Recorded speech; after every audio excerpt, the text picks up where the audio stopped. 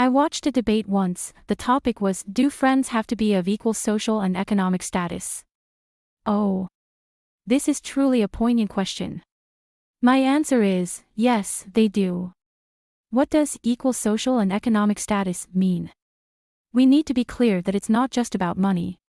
Equal social and economic status refers to one's background, education, and income.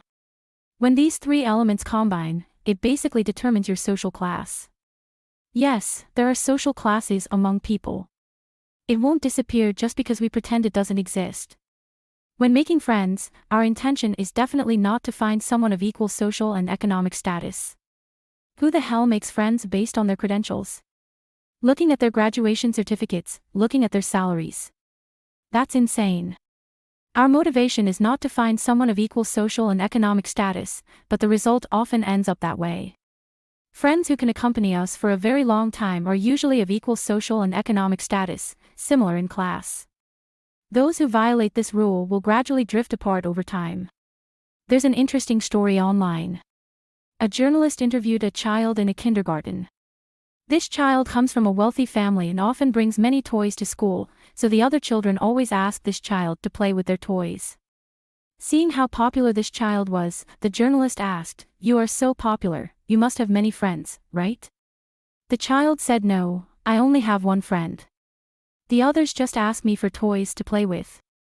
Only this friend can bring his own toys and say, 'Let's exchange.'" The first principle of getting along with friends is to exchange. Whether it's exchanging feelings, interests, or viewpoints, it should not be a one-way output. The second principle of getting along with friends is equality.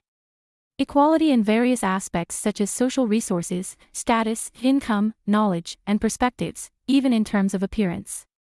Friendship with too much disparity is difficult to sustain in the long run. A friend of mine in Rome once thought that friendship could transcend social class. He was a white-collar worker, earning a few $1,000s a month.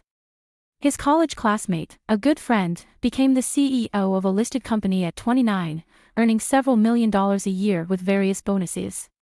At first, the classmate often visited Rome to hang out with him. They talked about the gossip from their school days, who liked who had a crush on who fought with who slept with who. After a couple of months and dozens of repetitions of these topics, both of them felt too embarrassed to continue. As many people say, whenever they attend a class reunion, they can only reminisce about the past and gossip from years ago, talking about it over and over again, never getting tired of it. Because they can't talk about the present, they are too different, not in the same circles, and have nothing to say. Their memories haven't been updated, and their friendship has no room to progress. Reality is so cruel. My friend in Los Angeles and his wealthy friend also encountered this awkward situation. Besides having nothing to talk about, there was also a huge gap in their spending habits. The restaurant my friend often goes to is just a regular small shop. But his friend is used to going to 5-star hotels. One time, he invited his friend for coffee, and the friend suggested they go to the lobby of the hotel where he stayed. They had 2 cups of coffee and 2 small cakes, and when they settled the bill, it was $300. It broke his heart. In the end, he had to reluctantly distance himself from his friend with tears in his eyes. Friendship that crosses the boundary between rich and poor will always be somewhat surreal. It's time to tell the story of me and my former rich friend.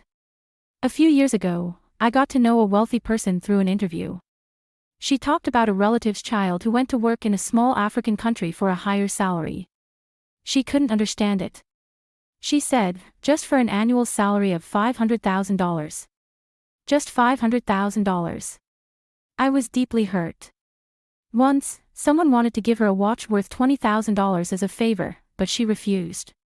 She secretly told me that she had never worn such a cheap watch. The watch her father gave her for her 18th birthday cost $100,000. It took all my strength to stop myself from splashing water on her.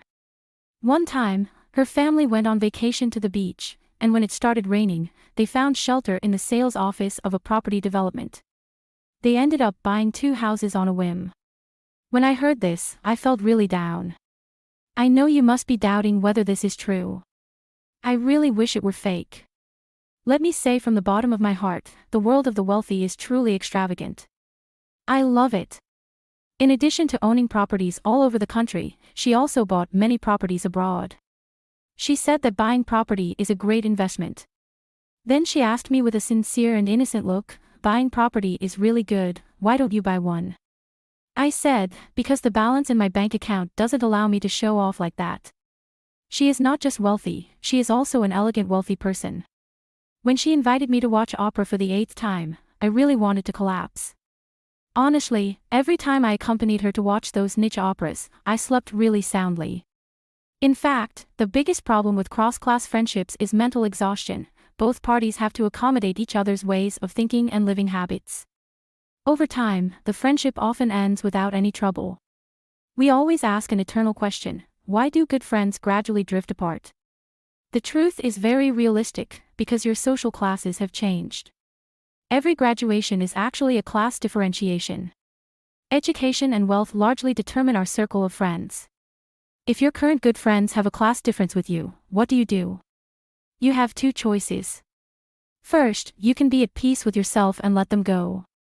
Just like in Good Will Hunting, where Ben Affleck and Matt Damon are childhood best friends.